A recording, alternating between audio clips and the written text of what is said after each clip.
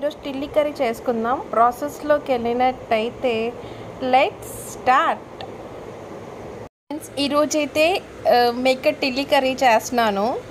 So దానికి కావాల్సింది ఏంటంటే ఫస్ట్ అయితే మనం టిల్లీని పసుపు వేసుకొని ఉడకబెట్టుకోవాలి ఈ విధంగా. కానీ చూస్తే చాలా భయంకరంగా ఉంటుంది ఈ ప్రాసెస్, కానీ చాలా మంచిదంట హెల్త్కి. అందుకే నేను మీ వీడియో చేస్తున్నాను. చెప్పాలంటే వీడియో అసలు ఇది చేస్తుంటే నాకే భయం వేసింది, బట్ తప్పదు కదా, మనకి బ్లడ్ అయితే బాగా వస్తుందంట బాడీలోకి. సో మనమైతే ఇది ముక్కలుగా చేసుకోవాలన్నమాట. అంటే ఉడకబెట్టినకి ఈ విధంగా పీసెస్ చేసుకోవాలి. సో మన కలర్ చేంజ్ అవ్వకుండా ఉంటుంది. సో చూసాం కదా, మనం సెమీ బాయిల్ చేసుకున్నాం. ఇప్పుడైతే ఇది ఆయిల్లో వేసుకోవాలి. ఆయిల్లోనే ఫ్రై అవ్వాలి ఇది బాగా. చూడండి, ఈ విధంగా ఫ్రై అవుతే దగ్గరికి అవుతుంది.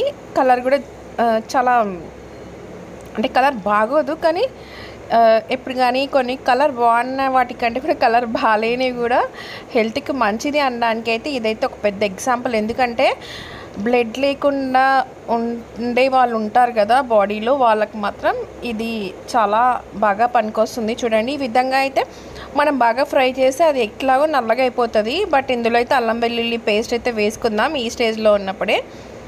సో వేసుకొని మంచి కలిపేసుకోవాలి మనం. కానీ చాలా మంచిది ఫ్రెండ్స్ హెల్త్కి అయితే. ఇది ఏంటంటే బాడీలో బ్లడ్ ఇస్తుంది అంట. ఇది మేకలో కూడా ఒక పార్ట్.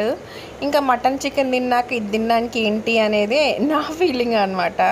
కొంతమంది అమ్మ ఇది కూడా తింటారా అంటారు, కానీ చాలా మంచిదంట హెల్త్కి.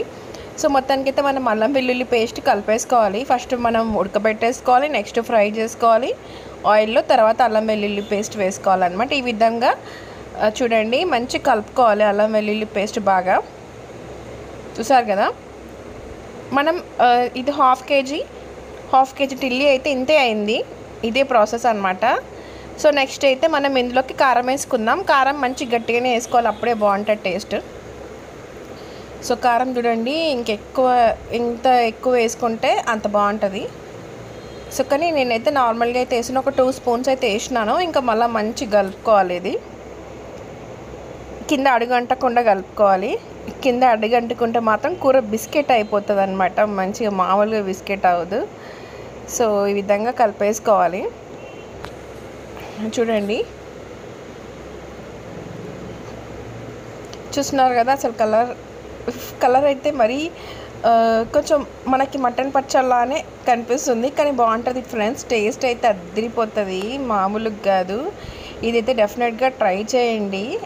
ఎందుకంటే ఇందులో మనం కారం కొంచెం ఉడికిందన్నాక మనమైతే మసాలాలు వేసుకోవాలి. చికెన్ మసాలా అంటున్నా, మటన్ మసాలా వేసుకోవాలన్నమాట. కావాల్సిన ధనియాలు అవంతా వేసుకోవాలి. కొంచెం పసుపు వేసుకోవాలి, కలర్ ఉండాలి కాబట్టి. పసుపు ముందు వేస్తే మాడిపోతుంది, అందుకే కొంచెం లాస్ట్కి వేసినాను. ఇంకా దింపేసుకోవచ్చు మనం ఈ టిల్లీ కర్రీని. చాలా బాగుంటాయి, డెఫినెట్గా ట్రై చేయండి. Thank you so much.